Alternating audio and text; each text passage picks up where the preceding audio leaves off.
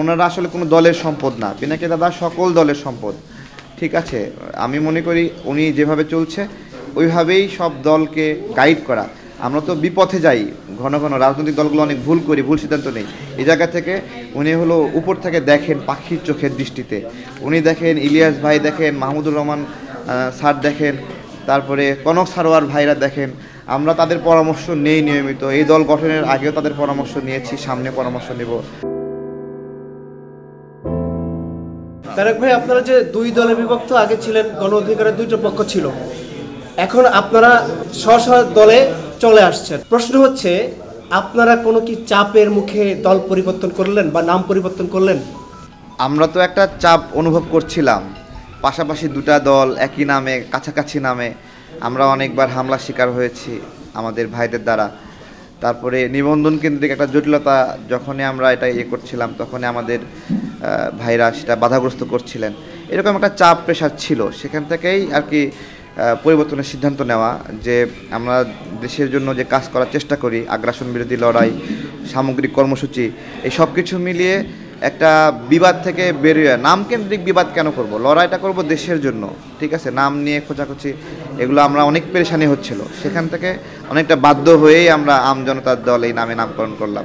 আরেকটি প্রশ্ন হচ্ছে, সেটি হচ্ছে, আমরা শুনতে পেলাম পিনাকি ভট্টাচার্য নাকি আমজনতা নামটা পছন্দ করে দিয়েছে, এই বিষয়ে যদি পরিষ্কার করতে। জি, আমরা আমাদের সমাজের স্টেক হোল্ডার যারা সুধীজন, তাদের কাছে বলেছি আমরা নামটা পরিবর্তন করতে চাই, আপনারা এটা সমর্থন করেন কিনা। তখন তারা বলেছে হ্যাঁ, এটা অনেক ভালো হয়। তাদের কাছ থেকে নাম চেয়েছি, এই নামগুলোর মধ্য থেকে আমাদের সদস্যদের মধ্যে আমরা ভোটাভুটি করেছি। এর মধ্যে সবাই পিনাকি দাদা যে নামটি সাজেস্ট করেছিলেন, আমজনতার দল, কোনো রকম পরিবর্তন ছাড়া ওই নামটাই আমরা পছন্দ করেছি।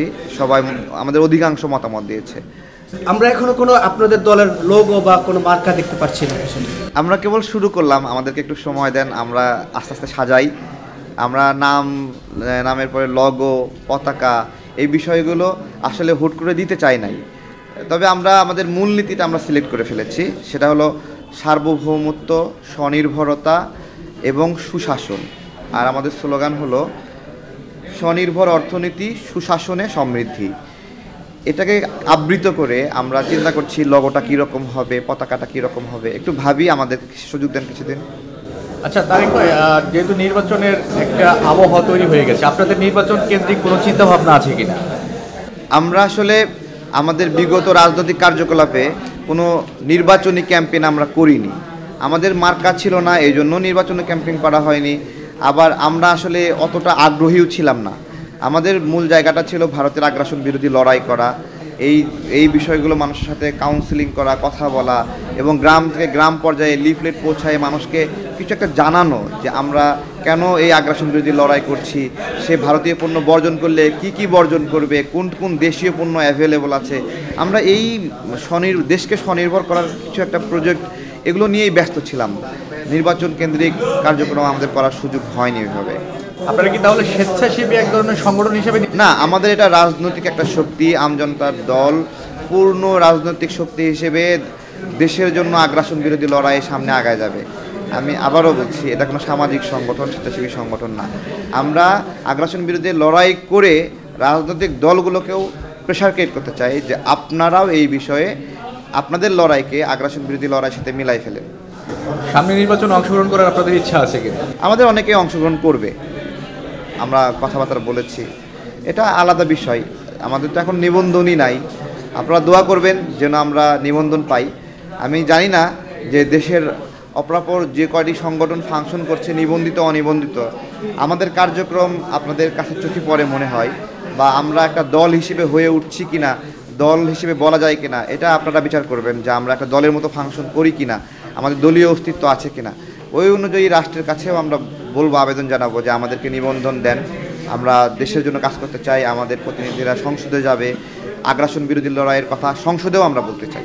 আচ্ছা তারেক ভাই, গণ অধিকারের প্রথম আহ্বায়ক হচ্ছেন রেজা কিবরিয়া, উনি আপনাদের আমজনতার সাথে কাজ করবেন কিনা, বা এই ধরনের কোনো আশ্বাস আছে কিনা, বা উনি আপনাদের সাথে থাকবেন কিনা, এই বিষয়ে যদি কিছু বলতেন। ডক্টর রেজা কিবরিয়া স্যার আমাদের যখন বিভক্তি হলো, সেই বিভক্তির সময়ে তাকে অনেকভাবে সামাজিকভাবে হ্যারাসমেন্ট করা হয়, সাইবার বুলিংয়ের শিকার হয় উনি এখনও এই সাইবার বুলিংয়ের শিকার হন। কিন্তু ব্যক্তিগত পর্যায়ে আমরা ওনার মাঝে কোনো অসততা, চৌর্যবৃত্তির লক্ষণ এগুলো দেখিনি। উনি একটা ভালো পরিবারের মানুষ এবং আমাদের সঙ্গে ছিলেন, এটা আমাদের জন্য সৌভাগ্য। আমাদের দলকে অন্য লেভেলে রিচ করার জন্য উনি হেল্প করেছিলেন, এটা স্বীকার করতে হবে। উনি এই মুহূর্তে আপনার হলো উনি রাজনীতি থেকে দূরে আছেন। হ্যাঁ, আমাদের পরামর্শ দেন, বিভিন্নভাবে সাজেস্ট করেন কী করতে হবে না করতে হবে, উপদেশ দিচ্ছেন, আমরা সেগুলো শুনছি। তো এখনও নিশ্চিত না যে উনি আমাদের রাজনৈতিক পথ চলাই কোনো পদ পদবিতে আসবেন কিনা, আপাতত নাই, কিন্তু উনি আমাদের উপদেষ্টা হিসেবে এতদিন ছিলেন। আচ্ছা তারেক ভাই, একটু শেষ একটা প্রশ্ন করতে চাই। পিনাকি ভট্টাচার্যের যেহেতু নাম সাথে উনি ওতপ্রোতভাবে জড়িত, ওনার নামটি আপনি বললেন, উনি কি আপনাদের এই দলের সাথে কাজ করবেন কিনা? আচ্ছা, পিনাকি দাদার সাথে আমাদের সম্পর্কটা হলো আগ্রাসন বিরোধী লড়াইয়ে উনি যেই আহ্বানটা করেন আমরা এটা বাস্তবায়ন করার চেষ্টা করি। আবার আমরাও যে কার্যক্রমগুলো করি, দাদা বিভিন্ন সময় আমাদেরকে প্রচারণা সাজেশন দিয়ে হেল্প করেছেন, দেশের জন্য বিভিন্ন সংকটময় মুহূর্তে আমাদেরকে গাইড করেছেন। এটা আমাদের এমনি সাংগঠনিকভাবে আমাদের গ্রুপে উনি নাই বা এটা নাই, জাস্ট সবসময় পরামর্শ দেয় অভিভাবকের মতো, আমাদের অভিভাবক। এটা বলতে পারছি না, সাধারণত ওনারা আসলে কোনো দলের সম্পদ না, পিনাকি দাদা সকল দলের সম্পদ। ঠিক আছে, আমি মনে করি উনি যেভাবে চলছে ওইভাবেই সব দলকে গাইড করা। আমরা তো বিপথে যাই ঘন ঘন, রাজনৈতিক দলগুলো অনেক ভুল করি, ভুল সিদ্ধান্ত নেই। এই জায়গা থেকে উনি হলো উপর থেকে দেখেন পাখির চোখের দৃষ্টিতে, উনি দেখেন ইলিয়াস ভাই দেখেন, মাহমুদুর রহমান স্যার দেখেন, তারপরে কনক সারোয়ার ভাইরা দেখেন। আমরা তাদের পরামর্শ নেই নিয়মিত, এই দল গঠনের আগেও তাদের পরামর্শ নিয়েছি, সামনে পরামর্শ নেব আমরা। আরও অনেক আছে, এম রহমান মাসুম ভাই আছে, টিটু ভাই সবসময় পরামর্শ দেয়, এরকম বড় ভাই আব্দুল হাই শিকদার স্যার পরামর্শ দেন আমাদেরকে, এরকম আরও অনেক বড় ভাই আছে যারা আমাদেরকে নিয়মিত পরামর্শ দেন। আমরা আরও আছে, নামগুলো মনে আসছে না, বলতে পারছি না, তাদের পরামর্শগুলো নিয়ে আমরা কাজ বাস্তবায়ন করতে চাই। তারেক ভাই, একটু লোভ সামলাতে পারছি না একটি বিষয়ে।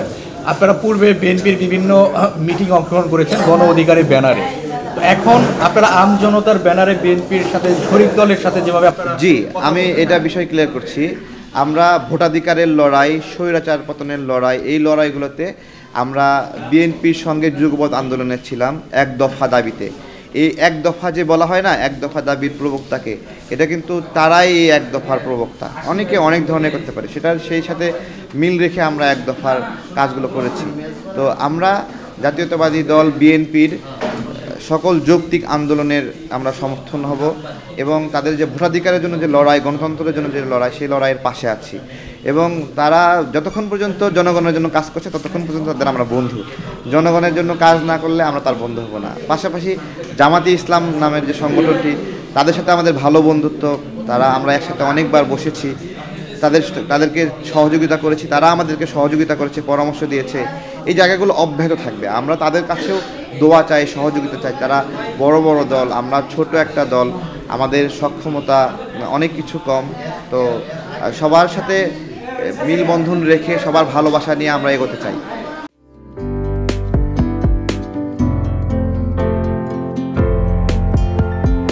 পহেলা জানুয়ারি 2025 ইউটিউব জার্নালিজমের অগ্রদূত changetv.press 6 বছর পেরিয়ে পা রাখলো গর্বিত সাথে। আমি অত্যন্ত আনন্দিত হলাম যে চেঞ্জ টিভি আগামী কয়েকদিনের মধ্যেই 6 বছর পূর্ণ করবে। হাঁটি হাঁটি পা পা করে চলা শুরু করে এখন সে বেশ দৌড়াদৌড়ি করছে বলা যেতে পারে।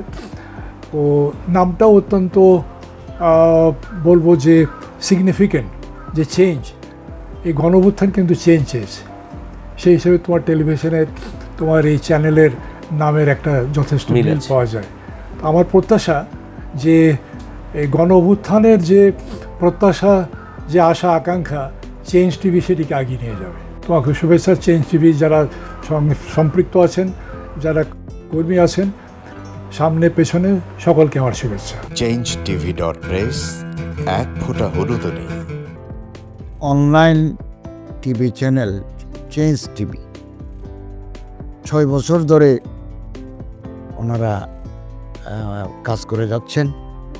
ইতিমধ্যে জনগণের হৃদয়ে স্থান করে নিয়েছেন।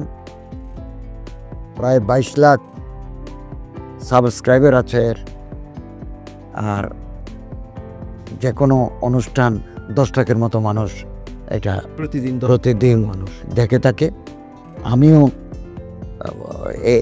এই চ্যানেল নিয়মিত দেখি। তো চেঞ্জ টিভির পক্ষে আমির মোমিনুল মানিক সাহেবের উপস্থাপনা, প্রশ্নের ধরন, এগুলো জনগণ দেখতে চায়, শুনতে চায়। আমি চেঞ্জ টিভির উত্তরোত্তর সমৃদ্ধি কামনা করছি। changetv.press এক ফোঁটা হলুদও নেই।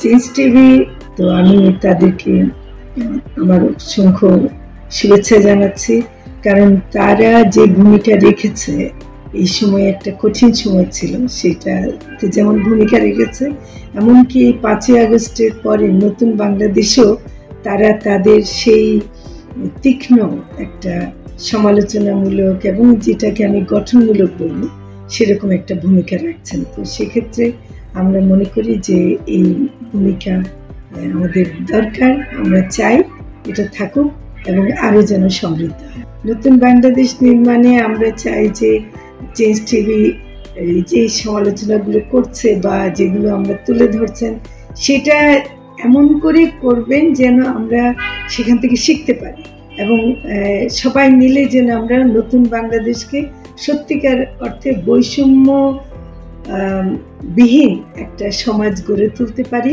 সেটা আপনারা সহজ চেষ্টা করুন। changetv.press এক ফোঁটা হলুদও নেই।